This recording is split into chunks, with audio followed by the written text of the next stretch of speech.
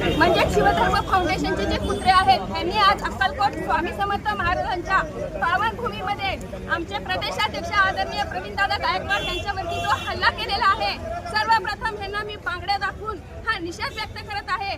शिवछत्रपती यांच्या नावाने चालवणारी संघटना आहे, यांनी छत्रपती शिवाजी महाराजांचा अपमान केलेला आहे, यांची लायकी नाहीये शिवधर्म फाउंडेशन नावाने संघटना चालवायची। सर्वप्रथम आज मी यांना सांगत आहे की पहिल्यांदा संभाजी ब्रिगेड ही संघटना मागच्या 35 वर्षापासून चालत आहे, त्यावेळेस तुमचे हात आणि तुमची तोंड कुठे गेलेले होते का?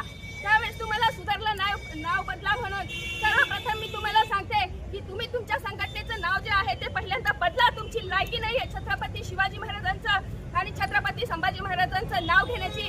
हे अशा पद्धतीनं थोर महापुरुषांचे विचारधारा आणि जनतेसाठी लढत असताना, शासनाच्या विरोधामध्ये आवाज करत असताना संभाजी ब्रिगेड ही संघटना महाराष्ट्रामध्ये 1 नंबर काम करत असताना तुम्ही अशा पद्धतीने आवाज दाबू शकत नाही।